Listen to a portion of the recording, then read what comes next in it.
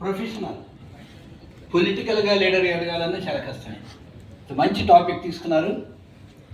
So this infrastructure development finance company merge with capital first. So this is 2018లో జరిగింది. ఈ bank నుంచి number of facilities provide చేశారు. ఇందాక మనకి డిస్ప్లే ఇచ్చారు. ఒకసారి స్పాన్సర్ చేసినందుకు వారికి కూడా నేను ధన్యవాదాలు. ఇందాక ప్యానల్ బోర్డులో చాలామంది Vijayawada development, Vijayawada growth, future Vijayawada ఇవన్నీ కూడా చాలా చక్కగా ప్రజెంట్ చేశారు. నేను చాలా క్లీన్గానే అబ్జర్వ్ చేస్తూ ఉంటాను. తర్వాత ఎంఎస్ఎంఈ గురించి మనం చాలా గొప్పగా చెప్తాం. నేను క్రిటిసైజ్ చేయట్లేదు, నేను అంత మాత్రాన ఆశావాదం కాకపోవచ్చు.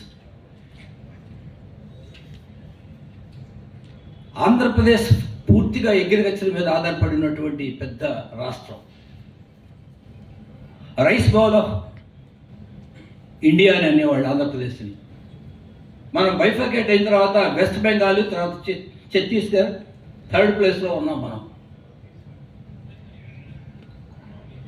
సుమారు 1050 కిలోమీటర్లు కోస్టల్ కారిడార్ కలిగి బిగ్గెస్ట్ రైస్ ప్రొడక్షను, అలాగే కమర్షియల్ సంబంధించినటువంటి అనేకమైనటువంటి క్రాప్స్, వీటితో పాటు cottage industries, home industries, family industries నా ఇంట్లో వాళ్ళు కూర్చొని ఒక వస్తువును తయారు చేసి అమ్ముతూ ఉంటారు. అట్లాగే ఒక్కొక్క ఏరియాలో ఒక్కొక్క రకంగా, ఒక్కొక్క జిల్లాలో ఒక్కొక్క రకంగా ఆంధ్రప్రదేశ్ చాలా ఎక్సలెంట్గా డెవలప్ అయింది. ప్రకృతి సిద్ధంగా ప్రకృతి నుంచి వచ్చేటువంటి వస్తువుని ఉపయోగించుకొని పెరిగినటువంటి జిల్లా, స్టేట్ అంటే ఏదన్నా ఉంటే అది Andhra Pradesh. Almost all 80% of India నేను ప్రతి స్టేట్ తిరిగాను, ప్రతి చోట అబ్జర్వ్ చేశాను. ప్రతి ఏరియాలో ఏ ప్రోడక్ట్ ఉంటుంది, ఏమిటి, దాని కనెక్టివిటీ ఎలా ఉంటుంది ఆ స్టేట్కి, ఆ డిస్ట్రిక్ట్కి అని కూడా అబ్జర్వ్ చేసాం.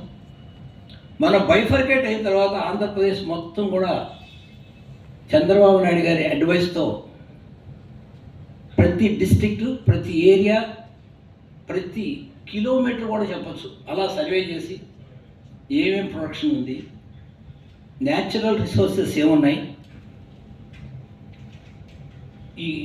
ఈ కోస్టల్ కారిడార్లు ఇవన్నీ ఎలా ఉన్నాయి, ఇండస్ట్రీస్ ఎలా ఉన్నాయి, మనం ఆంధ్రప్రదేశ్ని డెవలప్ చేయాలంటే ఎక్కడ ఏ ఇండస్ట్రీ స్థాపించాలి, ఏ రకంగా చేయాలి, ఆ ఇన్ఫర్మేషన్ కూడా చాలా వరకు మేము కలెక్ట్ చేసి ఇవ్వడం జరిగింది.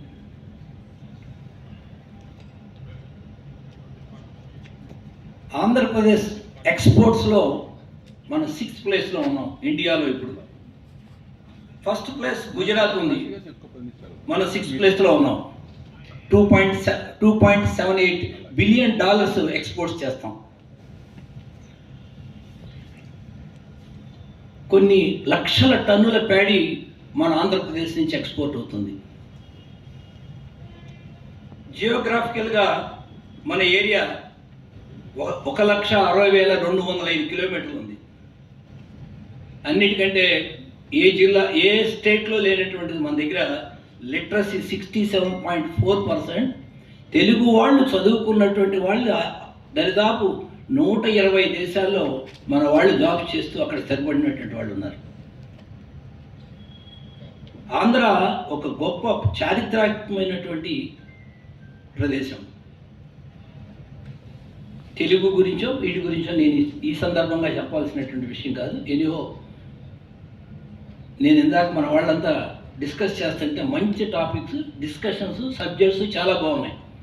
కానీ నాకు ఎక్కడో పీకుతుంది, ఒక్కళ్ళన్నా తెలుగు పదం వాడతలేదే అని. మా అమ్మాయి, విజయవాడ అమ్మాయి కూడా ఇంగ్లీష్లోనే మాట్లాడింది. ఓకే, ఎనిహో నేను మొన్న మా మనవడితో దూరంగా 2 సినిమాకి వెళ్ళాను. రెక్కలేని బాగుంది, ఏసీ చాలా బాగుంది, హిందీ రాదన్నా. ఏం చేయాలి?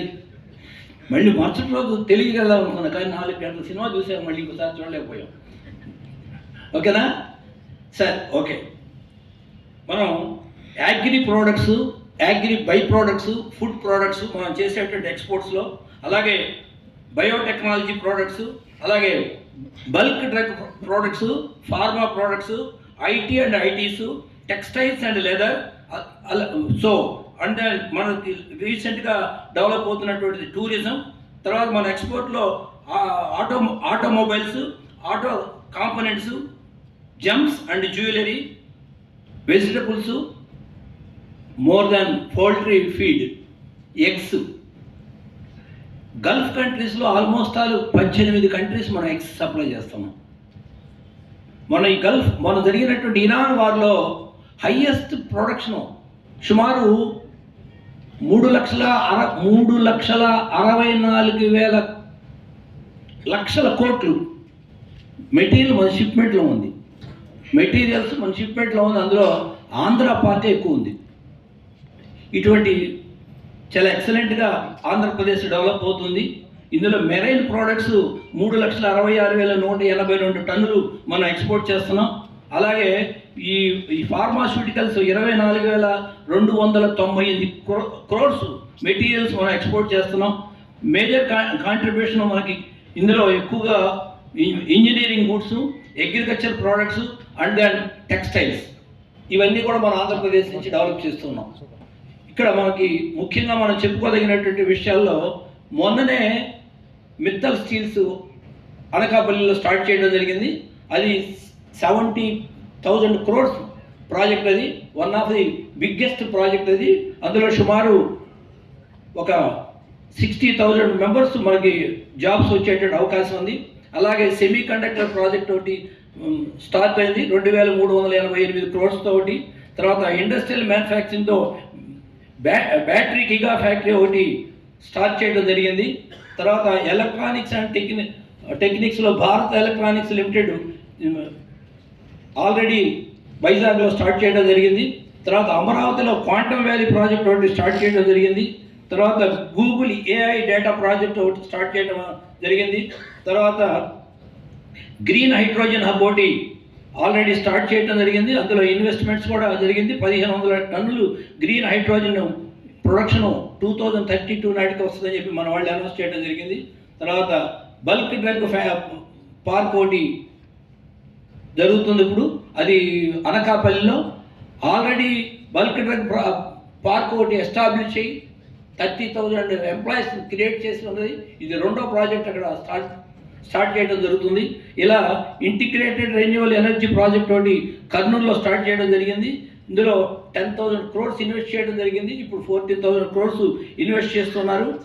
మొన్న వైజాగ్లో జరిగినటువంటి 4th సమ్మిట్తో సహా కలిస్తే బిగ్గెస్ట్ ఇన్వెస్ట్మెంట్స్ ఎంఓయూలో ఆంధ్రప్రదేశ్తో జరిగింది. ఇవన్నీ జరిగితే ఆంధ్రప్రదేశ్ 2040 నాటికి ఇండియాలోనే ఫస్ట్ ప్లేస్, సెకండ్ ప్లేస్లో ఉండేటువంటి పొజిషను ఆంధ్రప్రదేశ్ ఉంటుంది. ఆంధ్రప్రదేశ్లో ఉన్నటువంటి సోర్సెస్లో ముఖ్యంగా అమరావతి రాజధాని చేయాలనేటువంటి ఆలోచన, ఈ తలంపులో అగ్రికల్చర్ కాకుండా, ఇండస్ట్రీసే కాకుండా అండ్ దెన్ మా పోలవరం ప్రాజెక్ట్ ఒకటి చాలా ఇంపార్టెంట్. పోలవరం ప్రాజెక్ట్ కనుక స్టార్ట్ అయితే I think it is CM గారు చెప్పడం నెక్స్ట్ 27th అది స్టార్ట్ చేయడం జరుగుతుంది అన్నారు. అది కనుక వన్స్ ఒకసారి పోలవరం ప్రాజెక్ట్ కనుక కంప్లీట్ అయితే మనం భారతదేశంలో ఆంధ్రప్రదేశ్లో పండినటువంటి రైస్, ప్యాడీ ఇంకెక్కడ కూడా పండదు. ఫస్ట్ ప్లేస్ మనం వెళ్తాం. వెస్ట్ బెంగాల్ కంటే కూడా ఫస్ట్ ప్లేస్ మనం వెళ్తాం. అలాగే పవర్ ప్రొడక్షన్లో కానివ్వండి. సో మంచి ఎక్సలెంట్గా మనం ముందుకు వెళ్ళేటువంటి అవకాశం ఉంది. రైట్, ఇందాక మనం అనుకున్నాం ఆంధ్రప్రదేశ్ బైఫర్కేషన్ అయిన తర్వాత 10 years బేబీ. ఈ 10 years బేబీలో కనీసం 4 to 5 years సిక్తో ఆగిపోయింది. సిక్ అయి ఇప్పుడు 6 years బేబీ అనుకోవాలి మనం ఆంధ్రప్రదేశ్. ఈ 6 yearsలో చాలా ఎక్సలెంట్ రెస్పాన్స్ రావడం, మంచి ప్రాజెక్ట్స్ టేకప్ చేయడం, చాలామంది ఇన్వెస్ట్మెంట్ ఆంధ్రప్రదేశ్కి రావడం, అలాగే చాలా మెగా ప్రాజెక్ట్స్ టేక్అవుట్ చేయడం, పవర్ ప్రాజెక్ట్స్ కానివ్వండి, ఇరిగేషన్ ప్రాజెక్ట్స్ కానివ్వండి, అలాగే మన మిత్రులు చెప్పినట్టు టూరిజం ప్రాజెక్ట్స్ కూడా టేక్అవుట్ చేస్తున్నారు. కానీ ఇప్పుడు ఉన్నటువంటి పరిస్థితిలో, ఇవాళ ఉన్నటువంటి పరిస్థితుల్లో ఆంధ్రప్రదేశ్ ఉన్నాయి కాదు, మరి ఎక్కడైనా సరే ఒక కార్పొరేట్ కంపెనీ వచ్చి ఇన్వెస్ట్ చేయడానికి చాలా కష్టమైనటువంటి పరిస్థితి. మనీ ప్రాబ్లం చాలా ఎక్కువగా ఉంది. బాగా డెవలప్ అయినటువంటి కర్ణాటక కానివ్వండి, తమిళనాడు కానివ్వండి, ఇవన్నిటి కూడా గ్రోత్ ర్యాపిడ్గా పెరగాల్సింది పోయి గ్రోత్ స్టాటిస్టిక్గా క్యాలిక్యులేట్ చేస్తే డౌన్లో ఉంది. ఎక్స్పోర్ట్స్ ఇంపోర్ట్స్ ఇవన్నీ కూడా అలాగే ఉన్నాయి. ఇందాక మనం అనుకున్నాం ఎంఎస్ఎంఈల గురించి. ఇక్కడ ఎంఎస్ఎంఈల గురించి మనం మాట్లాడుకోవాలంటే లేడీ ఎంటర్ప్రెన్యూర్స్, ఎంఎస్ఎంఈలు, ఈ ఎంఎస్ఎంఈలు make in India, made in India అని చెప్పి సెంట్రల్ గవర్నమెంట్ ఎన్ని ప్రాజెక్ట్స్ ఇచ్చినా, ఎంత సపోర్ట్ చేసినా, ఎంత ఫెసిలిటీస్ ప్రొవైడ్ చేసినా ఎంఎస్ఎంఈలు సర్వ్ అవ్వడం చాలా కష్టం. ఇది ప్రాక్టికల్గా నేను చెప్తున్నటువంటి విషయం. ఇవి మార్పు రాదంటే మార్చటానికి అవకాశం లేనటువంటిది. ఆంధ్రప్రదేశ్లో అగ్రికల్చర్ తర్వాత ఎంఎస్ఎంఈలే మనం వాటిని డెవలప్ చేయాల్సిన అవసరం ఉంది. ఎంఎస్ఎంఈలు డెవలప్ కాకపోవడానికి గల కారణం ఏంటంటే మనకు ఉన్నటువంటి పాలసీని, ఎఫ్డిఐలు, ఫారిన్ ఇన్వెస్ట్మెంట్లో, ఈ ఎక్స్పోర్ట్స్ అండ్ ఇంపోర్ట్స్లో మనకు వస్తున్నటువంటి ప్రతి వస్తువు సూది దగ్గర నుంచి విమానం వరకు మనం ఇతర దేశాల నుంచి ఇంపోర్ట్ చేసుకుంటాం. ఒక కామన్ మ్యాన్ ఒక చిన్న ప్లేస్లో తను చిన్న ఇండస్ట్రీ పెడితే ఎంత సబ్సిడీలు ఇస్తే మాత్రమే, ఎంత బ్యాంక్స్ లోన్ ఇచ్చినా ఒక ఇండస్ట్రీ డెవలప్ అవ్వాలంటే నాట్ సో ఈజీ. అతను ప్రొడక్షన్ కాస్ట్ కూడా, అంటే రా మెటీరియల్ కాస్ట్ కూడా రానటువంటి పరిస్థితుల్లో ఇవాళ ఎంఎస్ఎంఈలు ఉన్నాయి. అంత చీప్గా ఇతర కంట్రీస్ నుంచి మనం ఇంపోర్ట్ చేసుకునేటువంటి అవకాశం ఉంది. జరుగుతున్నాయి, అవకాశం కాదు, ఇంపోర్ట్స్ జరుగుతున్నాయి. మీరు గమనించారో లేదు, ఒక ఫంక్షన్ జరిగితే ఆ ఫంక్షన్లో ఉండేటి ఉపయోగించే ప్రతి వస్తువు కూడా చైనా నుంచి, ఇతర కంట్రీస్ నుంచి ఇంపోర్ట్ చేసుకుంటున్నాం. మనం ఆంధ్రప్రదేశ్లో తయారు చేసేటువంటి వాళ్ళందరూ కూడా ఎంఎస్ఎంఈలని క్లోజ్ చేస్తున్నారు. ఆంధ్రప్రదేశ్లో చాలా ఎక్సలెంట్, ఎక్స్ట్రాడినరీగా ఉన్నటువంటి ప్రాజెక్ట్స్ ఉన్నాయి, ఎంఎస్ఎంఈలు ఉన్నాయి. మనకి దగ్గరలో ఉన్నటువంటి కొండపల్లిలో చాలా మంచి ఎక్సలెంట్ ప్రోడక్ట్ ఒకటి ఉంది. మీకు అందరికీ తెలుసు, కొండపల్లి బొమ్మలు, ఉడెన్ నుంచి తయారు చేసేటువంటి కొండపల్లి బొమ్మలు ఉన్నాయి. మనకి దగ్గరలో ఉన్నటువంటి మచిలీపట్నంలో ఉన్నాయి 1 గ్రామ్ గోల్డ్ మీద చేసేటువంటి. అటుపక్క వెళ్ళిన తర్వాత పెడంలో కలంకారీ అద్దకం ఉన్నాయి. మన కృష్ణా జిల్లాలోనే చాలా క్లస్టర్లే కాదు, గ్రామాలన్నీ కూడా ఎస్ఎంఈలు చిన్న ప్రాజెక్ట్స్ కింద, చిన్న ఇండస్ట్రీస్ కింద డెవలప్ అయ్యి ఎప్పటి నుంచో ఉన్నటువంటి పరిస్థితి. అలాగే ఫుడ్ ప్రాసెస్, ఈ ఫుడ్ బై ప్రోడక్ట్స్ ఎన్నో రకాలుగా తయారు చేసి ఇక్కడి నుంచి ఎక్స్పోర్ట్ చేస్తున్నటువంటి వాళ్ళు ఉన్నారు. ఇవన్నీ కూడా స్లోగా ఇయర్ బై ఇయర్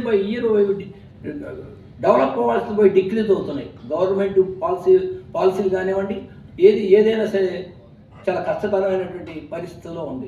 అలాగే ఆంధ్రప్రదేశ్లో పర్టికులర్గా ఇందాక మీకు చెప్పే, ఆంధ్రప్రదేశ్లో 67.4% చదువుకున్నటువంటి వాళ్ళు ఉన్నారు. వీళ్ళందరూ కూడా చక్కగా చదువుకొని ఇతర దేశాలకు వెళ్ళిపోతున్నారు. ఇక్కడ సరైనటువంటి అవకాశాలు లేక, ఆపర్చునిటీస్ లేక, ద వే ఆఫ్ లివింగ్ ప్రాపర్గా ఇక్కడ ఉండలేము అనేటువంటి ఆలోచనతో ఇతర దేశాలకి వెళ్ళిపోతున్నటువంటి పరిస్థితి. మనకి అన్నిటికంటే గొప్ప విషయం ఏంటంటే యూత్ ఆంధ్రప్రదేశ్లో ఎక్కువ ఉన్నారు. ఎడ్యుకేటెడ్ పీపుల్ ఆంధ్రప్రదేశ్లో ఎక్కువగా ఉన్నారు. ఇన్ఫ్రాస్ట్రక్చర్స్కి, న్యాచురల్ రిసోర్సెస్ ఆంధ్రప్రదేశ్లో ఎక్కువ ఉన్నాయి.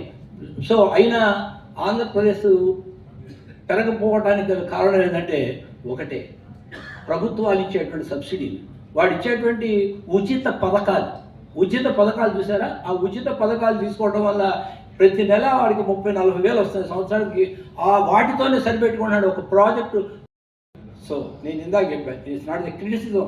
మనం ఎన్ని సెమినార్లు పెట్టినా, ఎన్ని ప్రోగ్రాంలు పెట్టినా, ఏది పెట్టినా అసలు మూలం ఉన్నటువంటి దానికి మందేస్తేనే రోగం తగ్గుద్దని వైద్యులు చెప్పినట్టు మూలం కనుక్కోవాలి. అలాగే ఇవన్నీ కూడా, ఈ సబ్సిడీలన్నీ, ఉచిత పథకాలన్నీ కూడా తీసేసి అప్రాపరేట్గా దాన్ని గైడ్ చేసి ఎక్స్పోర్ట్స్ అండ్ ఇంపోర్ట్స్లో మన కల్చర్కి, మనకు వచ్చేటువంటి ప్రొడక్షన్కి ఇబ్బంది లేని విధంగా కనుక జరిగిన రోజునే ఆంధ్రప్రదేశ్ కాదు, భారతదేశం కూడా వరల్డ్లో ఫస్ట్ ప్లేస్లో ఉండడానికి అవకాశం ఉంది. అదర్వైజ్ ఇది ఇలాగే ఉంటుంది. జనసాంద్రత పెరగటం, యావరేజ్ ఇన్కమ్ తగ్గటం కారణం సో మెనీ రీజన్స్. ఇలా సో వాట్ ఎవర్ ఏదైనా కానీ ఎస్ఎంఈలు ఇంకా మనం డెవలప్ చేసుకోవాల్సినటువంటి పరిస్థితి ఉంది. ఆ ఎస్ఎంఈలు డెవలప్ చేయడానికి మనం స్టడీ చేసి ఆ ప్రాంతాల్లో ఉన్నటువంటి ఆ ప్రోడక్ట్స్ని మనం ఎంకరేజ్ చేయవలసినటువంటి పరిస్థితి ఉన్నది. సో ఈ ఎంప్లాయ్మెంట్ క్రియేషను అనేది చాలా ఇంపార్టెంట్ అయినటువంటి విషయమే. చాలా సామాన్య వ్యక్తి, ఆర్థికంగా స్తోమత లేనటువంటి వ్యక్తి ఎదగాలి అంటే అతనికి తప్పనిసరిగా సపోర్ట్ ఉండాలి. ఆ సపోర్ట్ కోసమే మనం ఈ ప్రోడక్ట్స్ అన్నీ కూడా మనం ఇవన్నీ కూడా ఇవ్వడం జరుగుతుంది. సెంట్రల్ గవర్నమెంట్ ఇచ్చేటువంటి పరిస్థితిలో ఉంది. వీటన్నిటిని కూడా అందిపుచ్చుకొని మనం చాలా ఎక్సలెంట్గా ముందుకు వెళ్ళడానికి, తర్వాత ఫ్యూచర్లో నీ ప్రొఫెషన్లో నువ్వు లీడర్గా ఎదగాలంటే డిటర్మినేషన్ ఉండాలి, ఛాలెంజ్గా ఉండాలి, క్రియేటివిటీ ఉండాలి, కమిట్మెంట్ ఉండాలి. ఇవన్నీ ఉంటేనే మనం ముందుకు ఎదగడానికి ఆస్కారం ఉంటుంది. స్టేట్ ఆంధ్రప్రదేశ్ రాబోయేటువంటి 10 yearsలో చాలా ఎక్సలెంట్గా గ్రోనప్ అవడానికి అవకాశం ఉంది. ఉన్నటువంటి లీడర్స్, ఉన్నటువంటి అవకాశాలు ఇవన్నీ కూడా అందిపుచ్చుకొని ముందుకు వెళ్ళవలసినటువంటి పరిస్థితి ఉంది. సో మనం ఇక్కడికి ఇచ్చేసినటువంటి మిత్రులు మనం ఇంకొక 10 మందికి చెప్పి ఆంధ్రప్రదేశ్ రాబోయేటువంటి 10 yearsలో 10 ఏళ్లలో ఏ రకంగా గ్రోనప్ అవుతుంది, ఏ రకంగా ఉంటుంది, దేని మీద ఆపర్చునిటీస్ ఉన్నాయి, ఏది స్టార్ట్ చేస్తే మనం ప్రొఫెషనల్గా డెవలప్ అవడానికి అవకాశం ఉంది అనేది మనం తప్పనిసరిగా అందరికీ చెప్పవలసినటువంటి బాధ్యత మన పైన ఉన్నది. ఫ్యూచర్ ఇప్పుడు ఆంధ్రప్రదేశ్ బైఫర్కేషన్ అయిన తర్వాత మనం ఒక విధంగా చెప్పాలంటే ఎక్కువ నష్టం వచ్చింది మన ఆంధ్రప్రదేశ్కే. కంపారిటివ్లీ ఆంధ్ర అండ్ తెలంగాణలో ఇండస్ట్రీగా బాగా డెవలప్ అయింది. ఆంధ్రప్రదేశ్లో అగ్రికల్చర్గా కన్జ్యూమర్ ప్లేస్ అయ్యింది. ఇక్కడ ఏ ఇండస్ట్రీ లేకపోవడం వల్ల మనం దాన్ని డెవలప్ చేయడానికి చాలా టైం పడుతుంది. ఎంత అకుంఠితమైనటువంటి దీక్షతో మనం ప్రయత్నం చేసినా కొంత టైం పడుతుంది. కాబట్టి with in the short span నేను అనుకోవడం ఒక 10 yearsలో ఆంధ్రప్రదేశ్ ఒక ఉన్నతమైనటువంటి స్థానానికి ఎదిగేటువంటి ఉన్నది. చాలా ప్రాజెక్ట్స్ అన్నీ కూడా MOUలు చేశారు. చాలా వర్కులు చాలా ఎక్సలెంట్గా జరుగుతున్నాయి. పవర్ ప్రాజెక్ట్స్ కానివ్వండి, ఇరిగేషన్ ప్రాజెక్ట్స్ కానివ్వండి, అలాగే క్వాంటమ్ ప్రాజెక్ట్స్ కానివ్వండి, ఆర్టిఫిషియల్ ఇంటెలిజెన్స్ కానివ్వండి, ఇవన్నీ. అలాగే చాలా కార్పొరేట్ కంపెనీస్ ఆంధ్రాలో ఇన్వెస్ట్ చేస్తున్నారు, చాలా ప్రాజెక్ట్స్ స్టార్ట్ చేశారు. సో అలాగే కోస్టల్ కారిడార్లో కానివ్వండి, నెక్స్ట్ నేషనల్ హైవేస్ చాలా ఎక్సలెంట్గా నేషనల్ హైవేస్ ఆంధ్రాని కనెక్ట్ చేస్తూ అండ్ దాని అమరావతిని కనెక్ట్ చేస్తూ సుమారు 7-8 నేషనల్ హైవేస్ మూవ్మెంట్ జరుగుతుంది ఇప్పుడు ఆల్రెడీ. అలాగే రైల్వేస్లో ఎప్పుడూ లేనటువంటి విధంగా లాస్ట్ 2 years నుంచి number of lines, number of రూట్లు పెంచడం జరిగింది ఆంధ్రప్రదేశ్లో. అలాగే రోడ్డు కనెక్టివిటీ పెరిగితే ఆంధ్ర డెవలప్ అవడానికి అవకాశం ఉంది.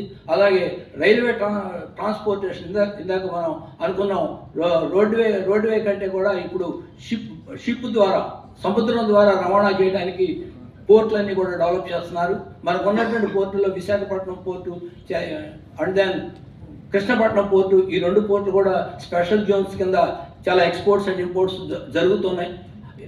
విశాఖపట్నం అది న్యాచురల్ పోర్టు, అక్కడ నుంచి కొన్ని లక్షల టన్నులు ఎక్స్పోర్ట్ అవ్వడం, ఇంపోర్ట్ అవ్వడం జరుగుతుంది. అలాగే సెంట్రల్ గవర్నమెంట్కి సంబంధించినటువంటి చాలా ప్రాజెక్ట్స్ ఉన్నాయి. మనం ఇవి రీసెంట్గా జరిగినటువంటి ఈ యుద్ధాల్లో, ఇరాన్కి సంబంధించినటువంటి ఈ అమెరికా యుద్ధాల్లో మనం అనుకుంటాం ఆయిల్ అని, గ్యాస్ ఇవంతా కూడా షార్టేజ్ వస్తుందని. అక్కర్లేదు. మన ఇండియాలో కావాల్సినటువంటి ఆయిల్, గ్యాసు ఇవన్నీ కూడా నిక్షిప్తమైనటువంటి స్టాక్ ఉన్నది. ఇదంతా కూడా టెంపరీ క్రియేట్ చేయడం జరుగుతుంది. దానికి మనం ఏమి కంగారు పడాల్సినటువంటి అవసరం కాదు. ఒక వైజాగ్లోనే సుమారు 300 అడుగులు వెడల్పు, 600 అడుగులు లోతు, 5 kilometers ఉండేటువంటి బిగ్గెస్ట్ ట్యాంకర్స్ ఆయిల్ భూమిలో ఉందని చెప్పి తెలియజేస్తున్నారు. అటువంటి ఇండియాలో చాలా పాయింట్ల దగ్గర ఆ రకంగా స్టోర్ అయినటువంటి ఆయిల్స్ అవన్నీ కూడా ఉన్నాయి. సో మనం ఈ ఆంధ్రప్రదేశ్, ముఖ్యంగా విజయవాడ ఈ డెవలప్మెంట్లో క్యాపిటల్ అమరావతిలో జరిగేటువంటి డెవలప్మెంట్స్ కానివ్వండి, విజయవాడకి ఆంధ్రప్రదేశ్కి వస్తున్నటువంటి అనేక రకాల ఇన్వెస్ట్మెంట్లు కానివ్వండి, మన లీడర్స్ ఇచ్చేటువంటి సపోర్ట్ వల్ల కానీ, వాళ్ళ కృషి వల్ల కానీ రాబోయేటువంటి 10 yearsలో షార్ట్ స్పాన్ 10 to 12 yearsలో ఆంధ్రప్రదేశ్ను మనం సగర్వంగా ఆంధ్ర నుంచి వెళ్ళిపోయి వివిధ దేశాల్లో జాబ్ చేస్తున్నటువంటి వాళ్ళందరూ కూడా మరలా ఆంధ్ర వెళ్ళి స్థిరపడదాం అనేటువంటి స్టేజ్కి ఆంధ్రప్రదేశ్ ఎదుగుతుందని ఈ ప్రోగ్రామ్ ఇక్కడ ఇంత చక్కగా లీడర్స్ ఆఫ్ టుమారో ప్రాజెక్ట్ని IDFC వాళ్ళు స్పాన్సర్ చేస్తూ ఆర్గనైజ్ చేసినటువంటి అందరికీ కూడా పేరు పేరున నేను అభినందన తెలియజేస్తూ థ్యాంక్ యూ.